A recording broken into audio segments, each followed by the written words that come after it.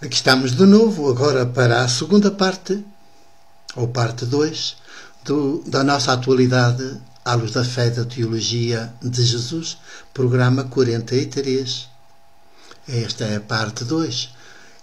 Inopinadamente, a parte 1 terminou com uma pergunta.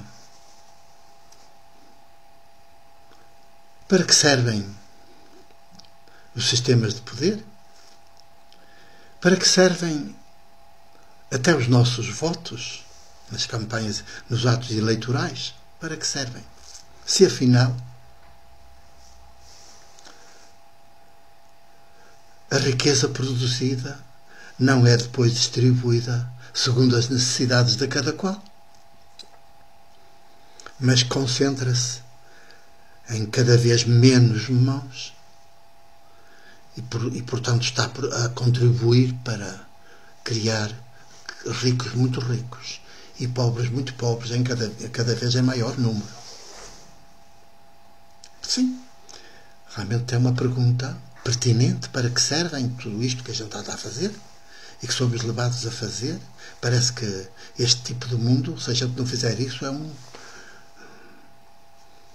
anormal, parece um anormal.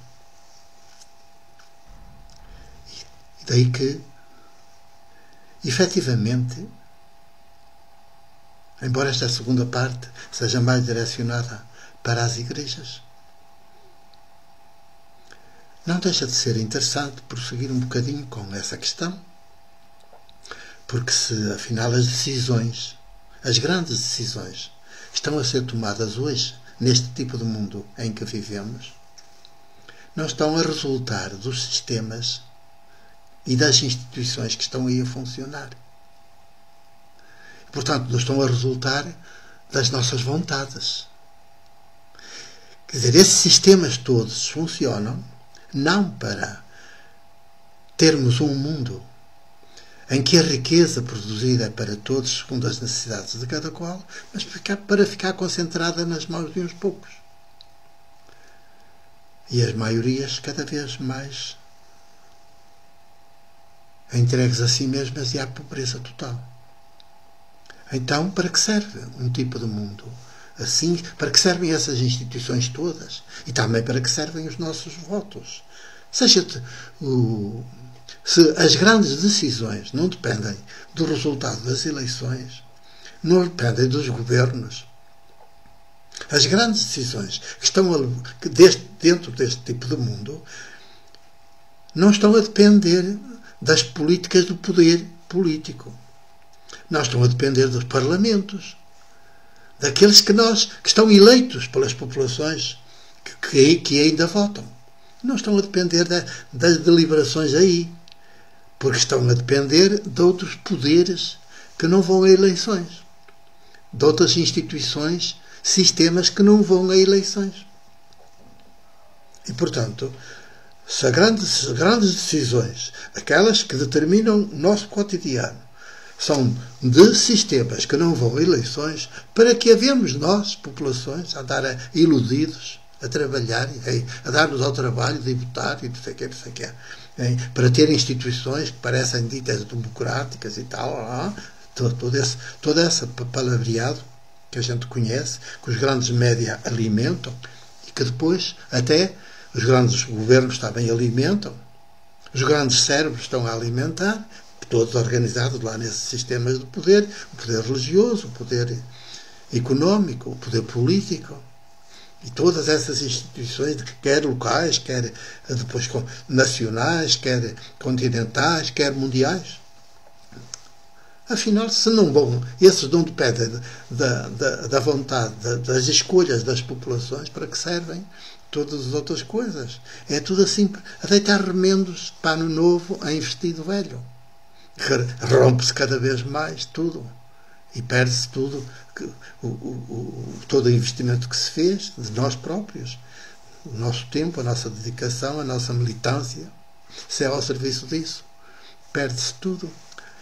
Então, e aqui, a essa pergunta anterior, com que terminou a primeira parte da nossa atualidade, à luz da fé e da teologia de Jesus, junta-se a pergunta que tem mais que ver com esta segunda parte.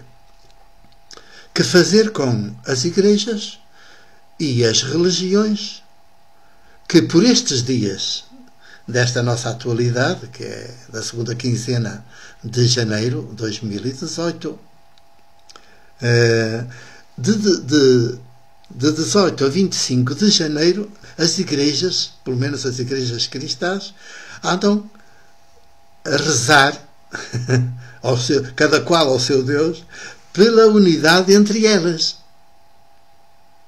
Que fazer com as igrejas e as religiões que rezam pela unidade entre elas e passam o tempo da sua vida, das suas atividades, a dividir a humanidade, a dividir os povos, a pôr os povos uns contra os outros por causa das religiões, das crenças. Ou não crenças, dos chamados ateísmos, dos agnosticismos, todos esses ismos. Que fazer?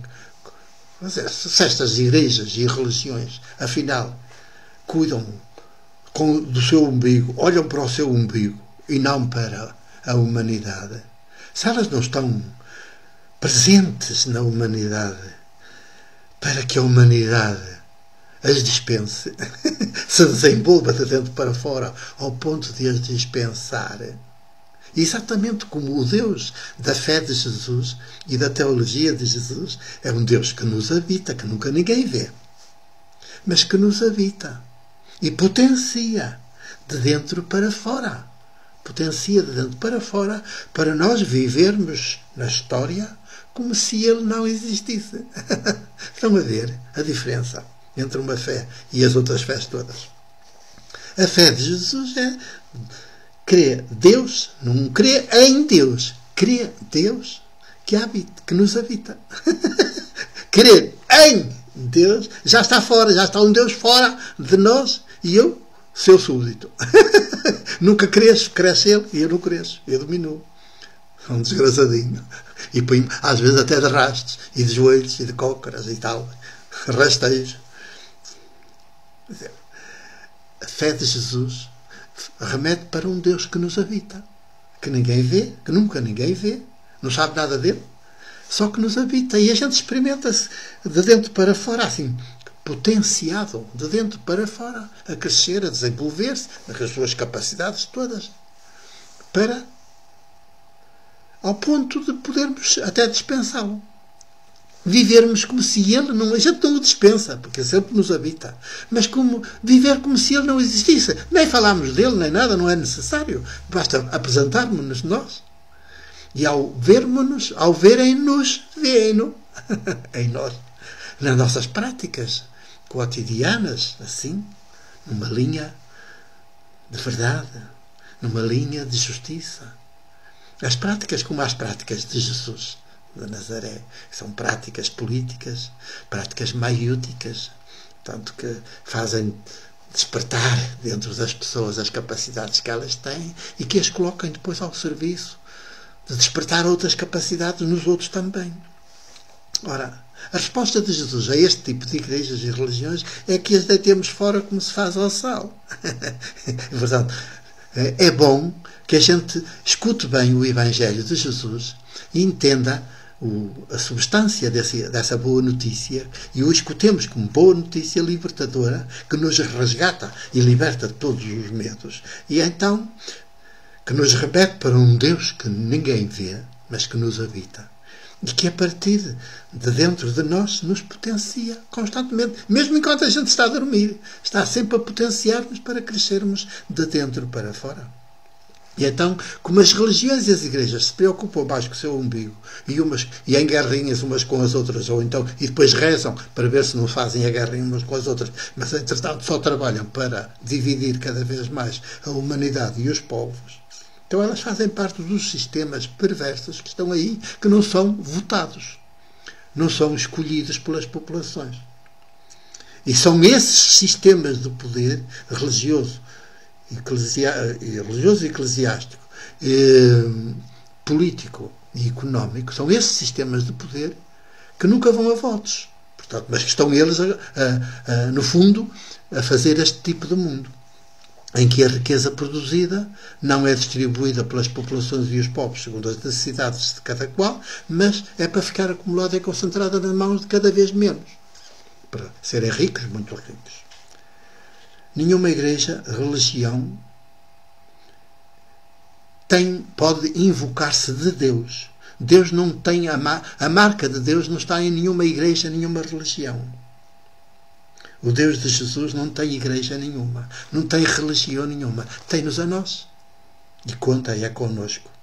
Elas desviam-nos de Deus, dividem as populações em vez de unir.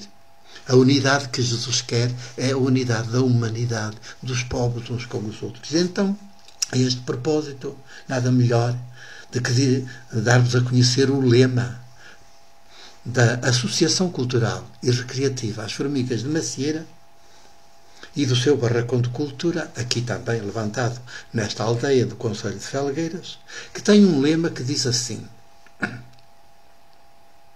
porque a alegria da vida, para o seu barracão de cultura, tem um lema que diz assim, porque é que ele está levantado e tem atividades. Porque a alegria da vida é que todas as populações vivam religadas umas às outras, cresçam de dentro para fora em sabedoria, cultura e autonomia, percam todos os medos, pratiquem a justiça, partilhem seus bens, sejam canto e dança e donas dos seus próprios destinos. É um lema.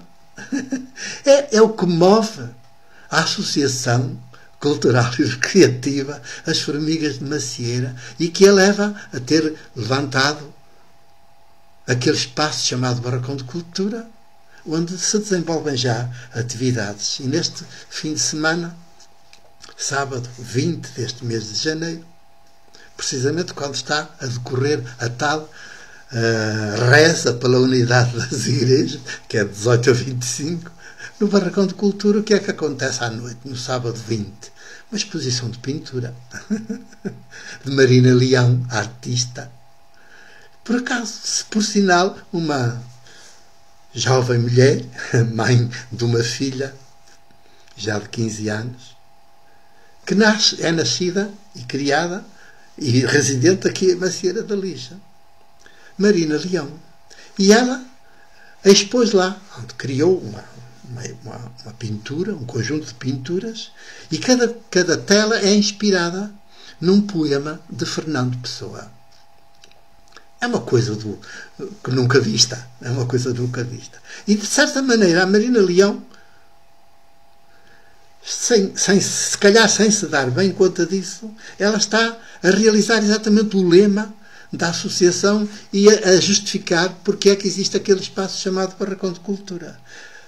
Porque a alegria da vida é que as populações, todas as populações, vivam religadas mais umas às outras, cresçam de dentro para fora em sabedoria, cultura e autonomia, percam todos os medos, pratiquem a justiça, partilhem seus bens, sejam canto e dança e donas dos seus próprios destinos. Isto é a plenitude da fé de Jesus.